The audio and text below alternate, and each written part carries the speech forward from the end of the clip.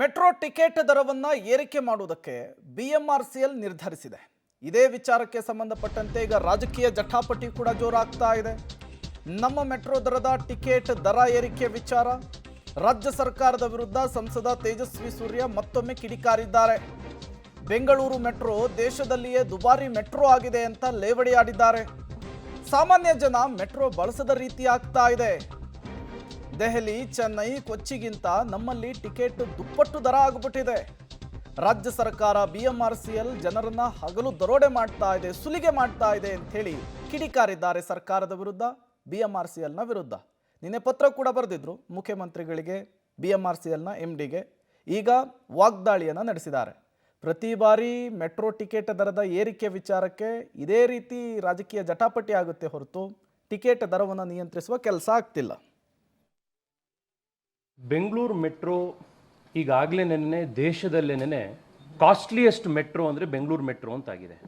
ಸಾಮಾನ್ಯ ಜನ, ದಿನನಿತ್ಯ ಕೆಲಸ ಮಾಡುವಂಥ ಜನ, ಮೆಟ್ರೋ ಬಳಸೋವಂಥ ಜನಕ್ಕೇನೆ ಮೆಟ್ರೋ ಬಳಸೋಕ್ಕೆ ಆಗದೇ ಇರೋಷ್ಟು ದುಬಾರಿ ಆಗಿದೆ.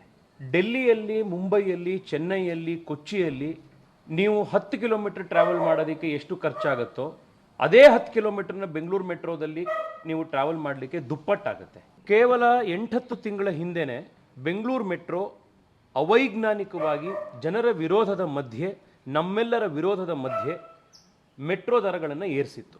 ಈ ಏರಿಕೆ ನಂತರ ಮೆಟ್ರೋದಲ್ಲಿ ಓಡಾಡುವಂಥ ಜನರ ಸಂಖ್ಯೆ ಕೂಡ ಗಣನೀಯವಾಗಿ ಕಡಿಮೆ ಆಯಿತು. ಅದಾದಮೇಲೆ ಅನಿವಾರ್ಯತೆಯಿಂದಾಗಿ ಜನಕ್ಕೆ ಬೇರೆ ಆಪ್ಷನ್ಗಳಿಲ್ದಲೆ 2 ಗಂಟೆ 3 ಗಂಟೆ ಟ್ರಾಫಿಕ್ಕಲ್ಲಿ ಒದ್ದಾಡಿಕೊಂಡು ಜೀವನ ನಡೆಸೋದ್ರ ಬದಲು ದುಬಾರಿ ದುಡ್ಡು ಕೊಟ್ಟು ಕೂಡ ಜನ ಇವತ್ತು ಮೆಟ್ರೋದಲ್ಲಿ ಓಡಾಡುವಂಥ ಸ್ಥಿತಿಗೆ ತಗೊಂಬಂತು. ಡೀಟೇಲ್ಸನ್ನು ಕೊಡೋದಕ್ಕೆ ಪವಿತ್ರ ನೇರ ಸಂಪರ್ಕದಲ್ಲಿ ಜಾಯ್ನ್ ಆಗಿದ್ದಾರೆ. ಪವಿತ್ರ, ಪ್ರತಿ ಬಾರಿ ಈ ರೀತಿ ಮೆಟ್ರೋ ಟಿಕೆಟ್ ದರವನ್ನು ಹೆಚ್ಚು ಮಾಡಬೇಕು ಅಂಥೇಳಿ BMRCL ಆದೇಶವನ್ನು ಹೊರಡಿಸಿದಾಗ ರಾಜ್ಯದ ಮೇಲೆ ಕೇಂದ್ರ, ಕೇಂದ್ರದ ಮೇಲೆ ರಾಜ್ಯ ಇದೇ ರೀತಿ ಕೆಸರೆರ ಚಾಟ ಮಾಡಿಕೊಂಡು ಟಿಕೆಟ್ ರೇಟ್ ಹೈಕ್ ಆಗುತ್ತೆ ಹೊರತು ನಿಯಂತ್ರಿಸುವಂತಹ ಕೆಲಸ ಆಗ್ತಾ ಇಲ್ಲ. ಈಗ ಮತ್ತೊಮ್ಮೆ ಅದೇ ರೀತಿ ಆಗ್ತಾ ಇದೆಯಾ ಅಂತ? ಎಕ್ಸಾಕ್ಟ್ಲಿ ಹಂಗೆ ಆಗ್ತಾ ಇರೋದು. ಕಳೆದ ಬಾರಿಯೂ ಕೂಡ ಅದೇ ರೀತಿ ಆಯಿತು. ರಾಜ್ಯ ಕೇಳಿದ್ರೆ ಕೇಂದ್ರದತ್ತ ಬೊಟ್ಟು ಮಾಡೋದು, ಕೇಂದ್ರ ಕೇಳಿದ್ರೆ ರಾಜ್ಯದತ್ತ ಬೊಟ್ಟು ಮಾಡೋದು, ಎರಡೂ ಬಣದ ನಾಯಕರುಗಳು ಕಚ್ಚಾಡೋದು. ಆದರೆ ಜೇಬ್ ಸುಡೋದು ಮಾತ್ರ ಜನರದ್ದು. ಅವರಿಬ್ಬರ ಕಚ್ಚಾಟದಲ್ಲಿ ನಾವಲ್ಲ ಅಂತ ಹೇಳ್ತಾ ಇದ್ದಾರೆ.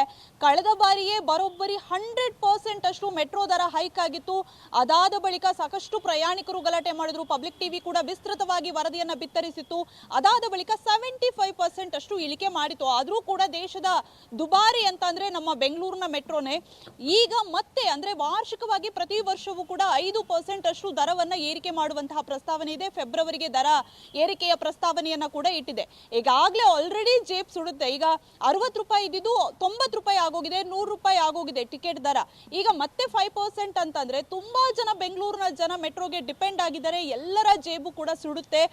ಒಂದ್ ಕಡೆಯಿಂದ ಜನ ಸ್ವಂತ ವಾಹನವನ್ನ ಬಳಕೆ ಮಾಡಬೇಡಿ, ಈ ರೀತಿ ಸಮೂಹ ಸಾರಿಗೆಯನ್ನ ಬಳಕೆ ಮಾಡಿ ಅಂತ ರಾಜ್ಯ ಸರ್ಕಾರ ಹೇಳ್ತಾ ಇದೆ. ಅದರ ಬೆನ್ನಲ್ಲೇ ಈ ರೀತಿ ಮೆಟ್ರೋ ದರ ಏರಿಕೆ ಆಗ್ತಾ ಇದ್ರೆ ಜನ ಹೇಗೆ ಅದರಲ್ಲಿ ಪ್ರಯಾಣ ಮಾಡೋದು ಸಾಧ್ಯ ಅನ್ನುವಂಥದ್ದು.